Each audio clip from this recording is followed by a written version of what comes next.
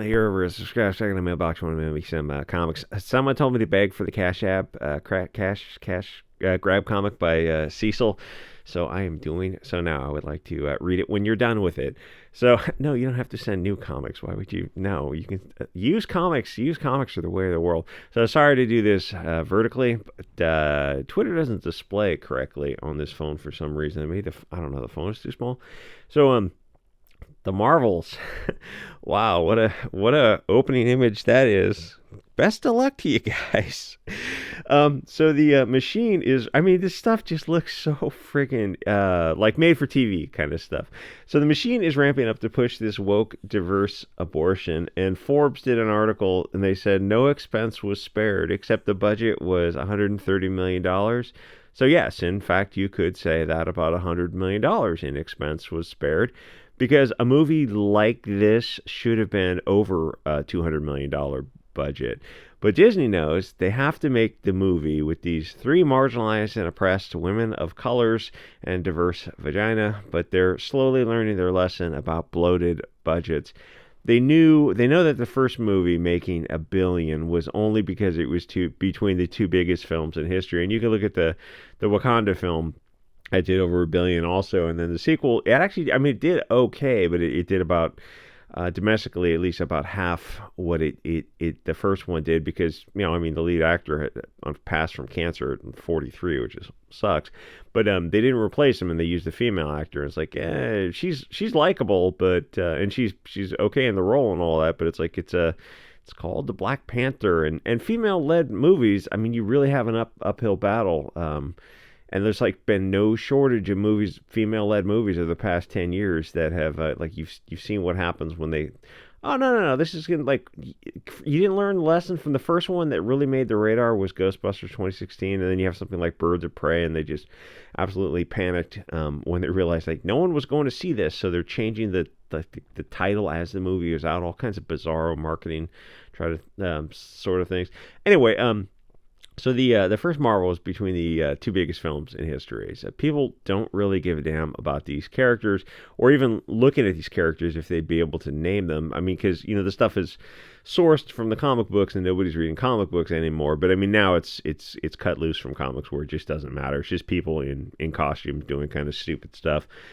People don't care about Brie Larson too much, even though she does have a dedicated female fan base, as you'll find out, because if I use her name in the title, the Brie bots will come out and copy paste some nonsense about her racist, sexist, ageist comments from a few years ago.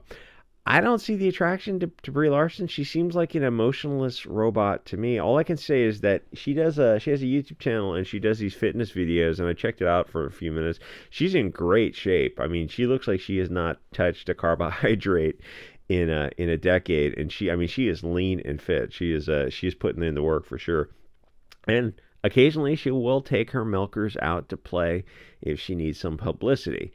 So if this is the budget for this is $130 million plus got to be over $100 million in ads. I'm already seeing ads for it. And like when you notice ads for something, they're putting the money into it. It's probably going to at least break even and probably make a small profit, maybe $100 million, which nowadays is a big hit for Disney, which unfortunately means that you're just going to keep getting more Brie Larson and Captain Marvel movies, even if the movies aren't really about anything but pushing diversity and vagina power and blonde man bad. And like the energy is out of the Marvel universe and probably the DC universe too, because the energy is out of the superhero genre, and I think the energy is dissipating from Hollywood in general. And everyone's making fun of it on Twitter, but she has a fan base. She has a loyal following. I look at that and like I'm not quite seeing why. The other two chicks who are in the movie are just kind of along for the ride. The Sun Woman female protagonists, or the other one, Iman Vel whatever. That's not a recipe for a big return on investment.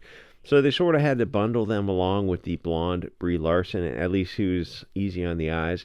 So you're going to get at least another standalone Brie Larson Captain Marvel movie, even if nobody cares about Marvel in general anymore. The weird thing, and for Disney, they're looking at they own like the best potential IPs out of any company. They own so many properties, and the name recognition should be off the hook. And you look what they're doing with it, and they're just not. They're like, anyone else could, if it wasn't for all this woke propaganda stuff. The company would have been, market cap would have been like twice the size. I mean, printing money when you own Indiana Jones, Pirates of the Caribbean, um, Marvels, all of Marvels, and Star Wars. You look at Disney, it's like, why aren't you guys doing more? Why are you producing this stuff? It's like, well, because they have an agenda to push, and believe it or not, the agenda is more important than money. And I know that that is an uphill battle to try to convince people of it, but eventually they'll see it. And the weird thing is, she might be the one who is leading the MCU back into making profits again. I know that sounds crazy, but she's so bland and empty that people can imprint whatever they want on her character. This is probably the future of this genre, keeping movies under $150 million, hitting $500 to $600 million gross, and making $50 to $100 million profit. And it's like, well, if you can continue on doing that, you're going to bring Marvel, DC, and Hollywood back to life, and you'll keep the theaters in business. They still have to get their streaming under control. They spent something like $212 million on Secret Invasion, and people are wondering, like, why you bothered spending the money on this? And like, did it all go into salaries or something, which is, looks like low production budget, or spending money on these streaming shows that there's very little energy behind. That's what Hollywood in general is.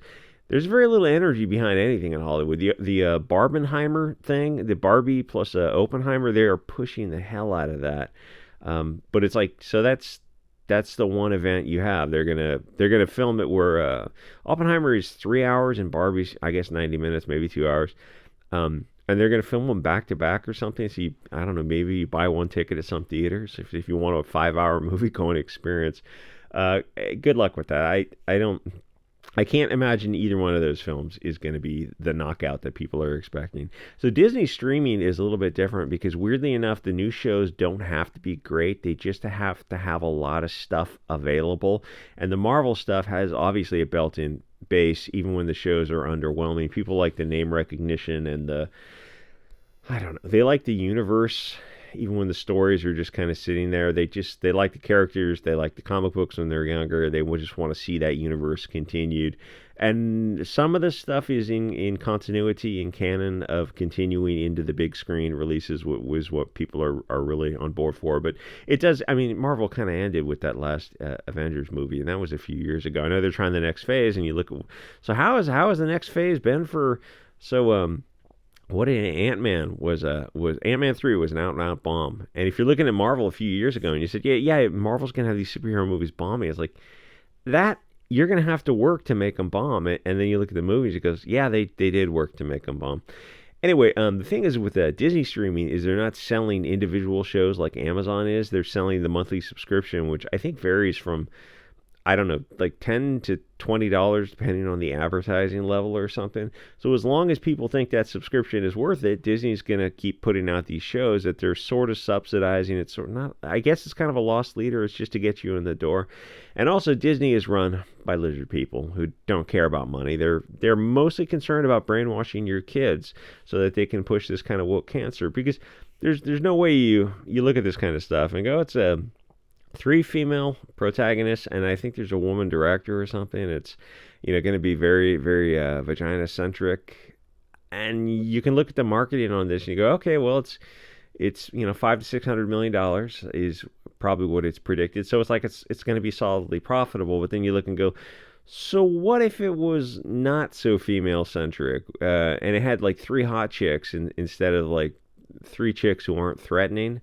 Someone was pointing that out on Twitter. Like, Brie Larson's okay looking, and the other ones are okay looking. They're not threatening. They're not hot. They don't, like. My point is, like, what if you did give the audience what they want, like 3 hot, big boob, like Scarlett Johansson chicks when she was 20 or something, just very curvy, something like that. You had 3 chicks like that, and the movie was fun, and it wasn't girl power woke. It's like they actually had to work as a team with men, and it wasn't blonde man bad. You know what I'm talking about? Like, imagine a movie from decades ago.